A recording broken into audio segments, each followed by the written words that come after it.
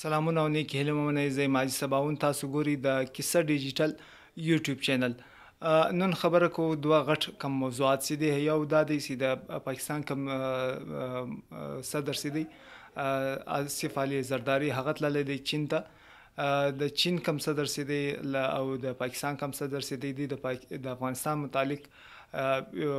مشترکه یو اعلامیه جاری کړې ده. په اعلامیه کې څه ویلي دي او ولې د افغانستان یا د طالبانو په حق کې دی په دې تاسو ته معلومات ورکول. د ما سیوای د طالبان کم دي یا د افغانستان کم حکمرانان سي دي هغوی یو هغوی ته نږدې کوم رسنۍ سي د المرصاد هغه یو خبر ورکړی وو تېره ورځ چې د داعش کم کسان سي دي د هغوی خلاف د اپریشن کړی دی 3 ورځې. دا ولې اهم دی یا د دې سیمې لپاره ولې اهم دی دا خبر تاسو درکو. اول کم خبر سي دی د آصف علي زرداری هغه و چین ته تللی دی 4 ورځنۍ کومه دوره سي ده. هلته د چین له صدر سره ملاقات کړی دی او نن په ګډه باندې یو مشترکه اعلامیه دی جاری کړې ده. هغه د افغانستان متعلق دی. نور کم نکات هم سته خو کم د افغانستان کم نکات سي دي هغه موږ راخلو. په هغه کې چې کم دی د چین او د پاکستان په ګډه کم مشترکه اعلامیه جاری شوې ده. په هغه کې دا لیکل شوي دي چې د افغانستان متعلق د سره متفق دي او د هر رقم کم ترهګرۍ سي دي هغه دی په افغانستان کې که هر څوک ترهګر کم ډلې سي دي دوی خلاف دي. د دوی په وینا چې هلته ترهګرې ډلې دي او دوی د په دواړه یا پاکستان او چین د هغه ترهګرو ډلو خلاف دي. له دې ما سیوای دوی له افغانستان کم حکمرانان سي دي له طالبانو څخه غوښتنې هم خپل غوښتنې سي دي د هغوی مخته یې دي. په هغه کې دوی دا ویلي چې په افغانستان کې کم د دوی په وینا کم ترهګر هلته دي هغه که دوی نومان نه دي اخیستي خو تورونه دا لګول کېږي چې هلته القاعده ده دلته TTP ده او داسې نور کم ترهګرو په منامه سي دي یادوي هغه وسوالې ډلې هلته موجود دي او پر بیلابیلو کم کسانو سي دي پر هغوی باندې حملې کوي وخت نا وخته. نو ترهګرو خلاف دی کم د افغانستان کم طالبان سي دي هغه دي واضح او داسې کم اقدامات سي دي هغه دي وکړي چې قابل تصدیق وي. یعنی مطلب داسې اقدامات سي چې هغه تصدیق کېدلی هم سوای. دا کم مشترکه کم اعلامیه سي داسې موږ یې داسې که چیرې مو پخوا ولاړ سو که چیرې تاسو یاد وي تېره کال کم واقعه وسوه په چین د چین کم انجینران سي وو هغه په نښه کې سو د خیبر پښتونخوا په بشام سیمه کې د هغوی موټر کم سي وو هغه په نښه سوی او په دې کې بیا چینایي وګړي سي وو انجینران سي وو هغه په نښه سوي وو. له دې ما سیوای پر کراچي ایرپورټ کې تېر کال کم چینایي انجینران راوتلو نو هغه بیا په نښه سو. که څه هم په دې کې د TTP لاس نه و ښودل سوی خو د بلوڅ بېلتون غوښتونکو وسلوالو ډلو د دې ذمواري منلې وه. اوس په ګډه باندې دوی دا اعلامیه جاري کړې ده مشترکه یو اعلامیه جاري کړې ده او له طالبانو څخه غوښتلي دي چې د کم د دوی په وینا کم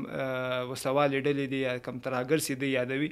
د هغوی خلاف دي طالبان کم واضح او قابل تصدیق اقدامات وکړي د هغوی خلاف دی ولاړ سي د دوی په وینا. له دې ما سیوای کم چې د اعلامیه کې راغلي دي دا کم ترهګر سي دي د دوی په وینا چې دا د سیمې کم هیوادونه دي یا د سیمې لپاره او په خاصه یا په مجموعي توګه د ټولې نړۍ لپاره یو خطر ګڼل کېږي او یا خطر جوړ سوی دی او د دې کم ګارانټي دی طالبان ورکي چې د افغانستان کم ځمکه سي ده هغه د بل ملک خلاف نه استعمالول کېږي. په دې کې موږ دا تصور کولی سو یا موږ دا اخذ ځینې اخیستلی سوی چې دوی دلته TTP یادوي ولې چې کم پاکستاني کم چارواکي سي دي هغوی په وار دا تورونه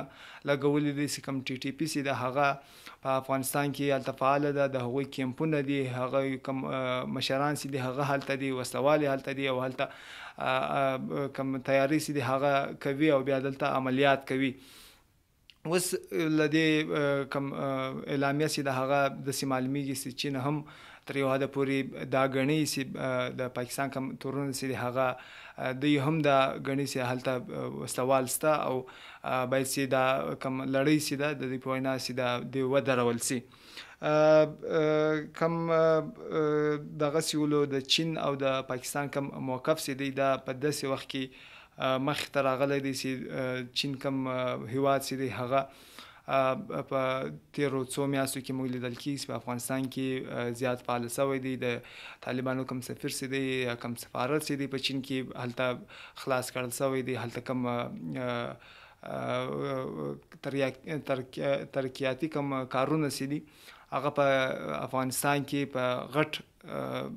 لیول باندې شروع شوي دي د چین له لوري. هغه که د کم ځکه کم لاره ده د واخان له لارې هلته د یو د روډ کم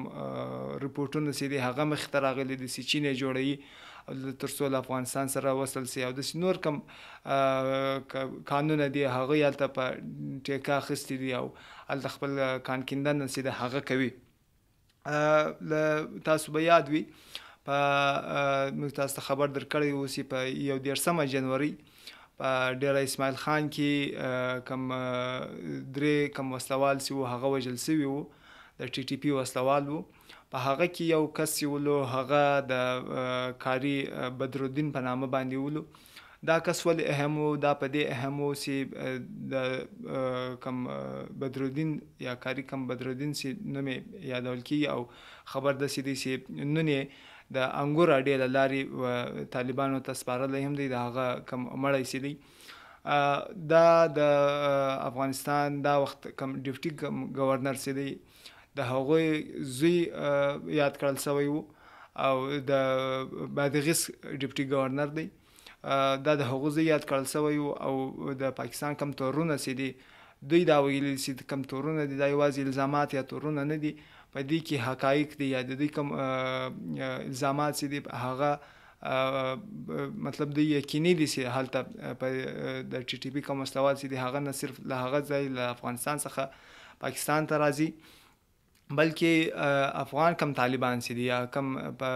بله معنا افغانان هم په دې جنګ کې باقاعده خپله برای راست برخه پکې اخلي. بل لوري ته چې کوم د المرصاد په نامه یو خبري کوم نیوز چینل چې دی هغوی خبر ورکړی دی دا کوم چینل چې دی دا طالبانو ته نږدې ګڼل کېږي او کوم د طالبانو کوم خبرونه چې زیاتره هم دا المرصاد چینل یې ورکوي. هغوی تېره ورځ یو خبر شایع کوي چې د دوی شاوخوا 3 ورځې د افغانستان په شمال ولایتونو کې یا شمالي ولایتونو کې کم اپریشن چې ولو یا فوزي کم عملیات چې دوی هغه هلته کړي دي او دا کم عملیات چې دي دا په تخار ولایت کې، کندوز کې، بغلان کې او داسې په سمنګان ولایتونو کې دی دا کم اپریشن چې هغه یې کړي دي او په دې کې کسان نیولي دي د داعش خراسان کسان یې نیولي دي او په کم اصلي چې دی هغه یې نیولي دي. که چیرې تاسو یاد وي څو اونۍ وړاندې په تخار کې یو چینایي وګړی هغه وخت په نښه شو چې کله هلته هغه یوازې و نو نامعلومه وسلوالو هغه هلته ووژی او ولاړ مطلب ورک شول. څو کلو دا وسلوال ولې یې ووژی